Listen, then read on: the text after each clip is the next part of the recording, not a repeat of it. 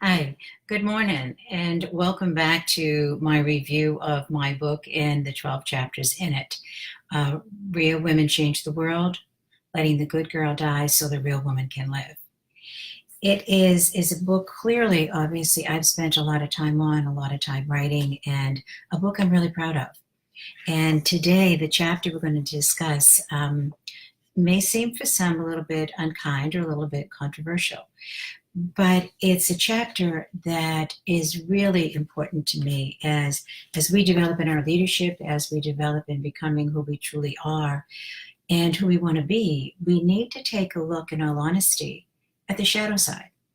We need to take a look at that part of us that either we want to pretend doesn't exist or we want to pretend shows up on very rare occasions. The fact is, if you're real, it shows up pretty frequently. And you might as well fall in love with it. It's a part of who you are. There's nothing wrong with it. It's not bad. It's not evil. It's just a part of ourselves. And I'll be going into it in a number of ways because the good girl has her own version of the shadow side, and the real woman has her version of the shadow side. And I'm sure you've seen both, either within yourself or others. And although this is just a 15-minute video, I would like to ask, as you listen to this, please don't think about everybody else in your life.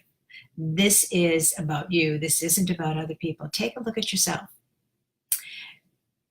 By taking a look at yourself, you're able to recognize certain behaviors. You're able to recognize when you're going there. And eventually, God willing, before you get there. And then you have a choice of doing it or not doing it.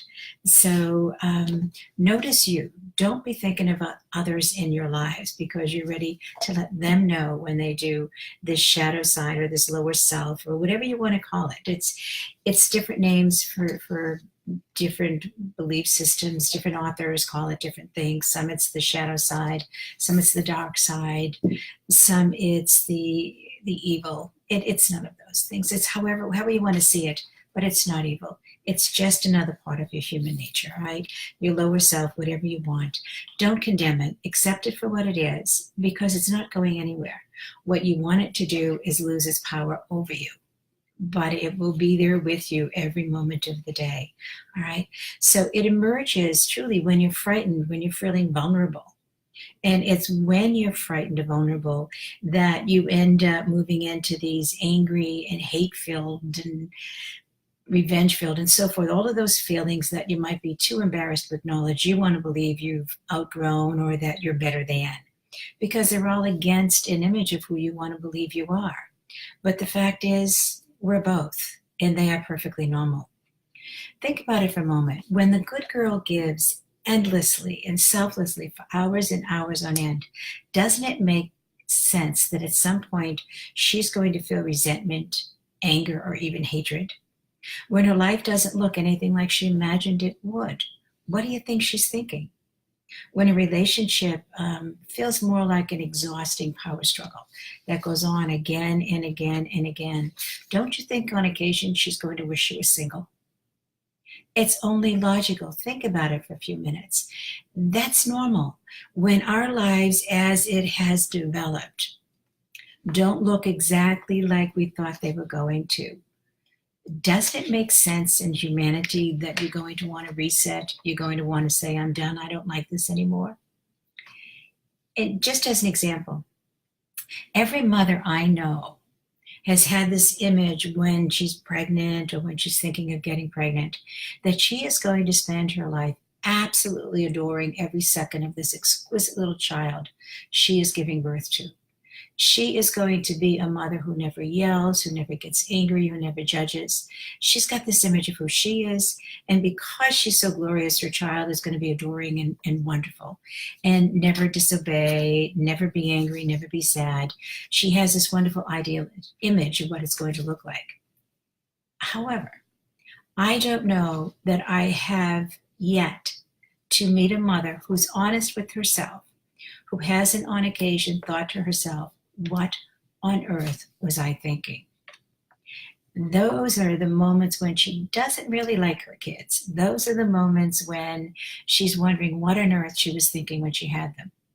I remember when my kids were teenagers, I have two, and when they were teenagers and I would be exhausted or depleted, whatever it may be, and I was so tired of the demands, so tired of their exhaustion, so tired of different things that were going on. I would say to them, now they're teenagers, and I would say, I am going to sell the both of you for a nickel. And my daughter would just stop and turn and look at me. She's a powerful woman, my daughter. And she would look at me and say, Mom, if you sold us for a nickel, you'd be chasing the car down the driveway. You couldn't do without us for a single minute. Now, I was thrilled that the both of them knew they were adored. I was thrilled that they both of them knew. It was just my sense of, I'm exhausted. I can't deal with the fighting. I can't deal with the demands. I just want quiet for a few minutes. That is the honesty. That's the humanity of being a woman. And if you're a mother, it's the humanity of being a mom. That we have this shadow side of us. We have this part of us that says, I just don't want to do my life anymore. It isn't fun. I don't like it. I want to run away. The difference is how you feel is irrelevant. What you actually do is where the real you shows up. All right. The shadow side does not want to deal. The shadow side is your lower self. All right. And so what happens often for the good girl, this woman who's trying to be perfect, who wants to be everything to everybody, who teaches everybody to need her, who teaches everybody to depend on her, who teaches everybody that she is indispensable. What ends up happening, and it's consistent, now laugh at yourself, don't go look at others. What ends up happening at some point in time is that she reaches a point of, I've had it. I don't have anything more to give. I'm done. And when she reaches out, it may be every 3 months, every 6 months, whatever that may be, she allows herself, because she doesn't deal with her anger. She doesn't deal with her lower self. She doesn't deal with what's going on for her because she's so other focused. So every 3 to 6 months, she's done. So what she ends up doing is she will start screaming and yelling and hollering. And she will go over every crime that has been committed in the last 25 years. She will remember times and dates and places and who else was involved. And she will throw it out there. And it is amazing that this woman who tends to be the pleaser of everybody, all of a sudden becomes this force, this unbelievable force, with an amazing ability to remember every slight, every anger, every anything. She will rant and rave, and the entire house goes into terror because nobody knows how to deal with this. This is so out of the norm. But what ends up happening is that because she is so out of character, because she is screaming so loud, she is letting every so-called assault that's taken place in the past many months out. She can't sustain it. It takes a huge amount of energy. It takes a huge amount of force. It takes a huge amount of playing superwoman for a moment, but in a very destructive way. She gets exhausted. So she gets exhausted. She falls apart. She may end up crying and feeling guilty and not liking herself anymore. She wishes she was dead. She wishes she could run away and hide. And she wants to suck it all back in, but it's too late. It's all out there. So what ends up happening is that she collapses. Once she collapses, everybody comes over the shock of what just took place. And then everything goes back to normal. She resolved not one single problem. What she did was dump and let it all out because she was tired of playing victim. She was tired of feeling abused. She was tired of feeling unseen. And so all of this anger comes and goes, and nothing happens. If at some point in time she had stepped back anywhere in the past 3 to 6 months and said, wait a minute, this isn't working for me. Let's find another way to do this so all of us feel visible, or all of us get our needs met, or I don't feel abused. Let me help all of you pick up some responsibility here. And then all of a sudden life changes and life is different. That requires the good girl to become that real woman. To become that woman that says, I want to give, but I know if I give more than this, I'm going to be resentful or angry. It requires that level of self-awareness for her. And that is imperative. I know once my kids were old enough, I always told them, when you're old enough to reach the washer and the dryer, you're going to be doing your laundry. You're going to be doing your own laundry. And they did. They did. Welcome to my cat. I thought the door was closed and she couldn't get in, but you just never know They're just like children. They have a mind of their own. All right. But notice how, for me, what I did, I told my kids, because I was a single mom, I couldn't work all the time and then come home and make the meals and then do everything that needs to be done in the house. There's only so much time. So what ended up happening is when they were old enough, they did their own laundry. And all of a sudden, we were a team. We were doing it. The team was doing it. They recognized they're an important part of it.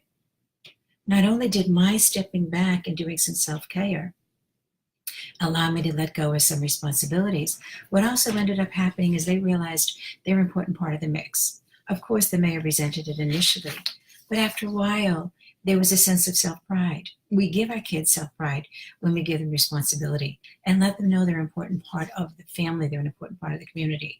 So the good girl stepping up and becoming the real woman really lets everybody win. Now, for the real woman, when she goes into victim, which is rare, she does it on occasion, but rarely. But when she goes there, she doesn't last very long because she doesn't do victim well.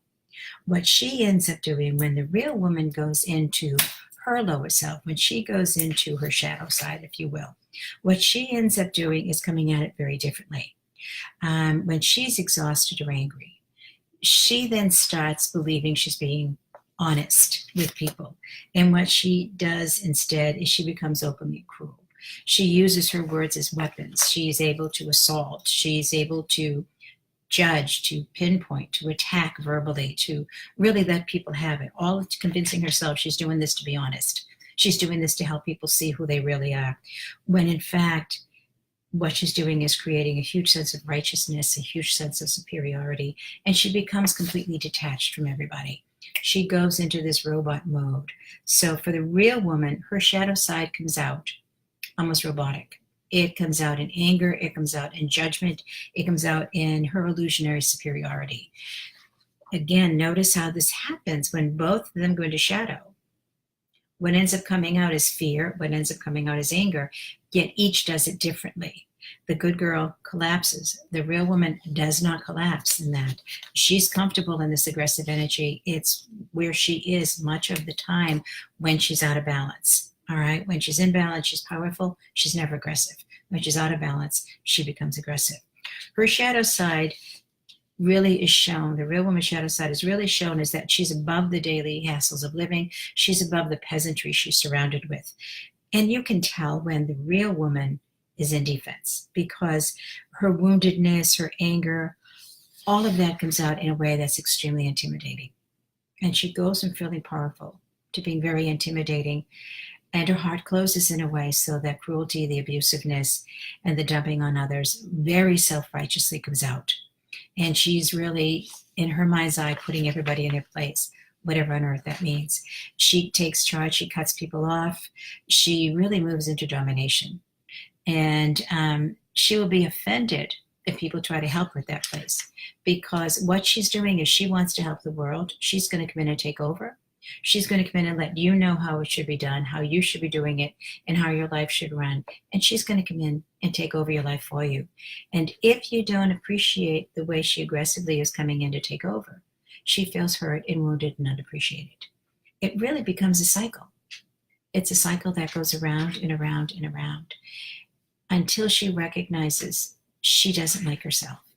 And when she moves into that place where she realizes she doesn't like the woman she's becoming, she doesn't like the woman who's showing up at the moment.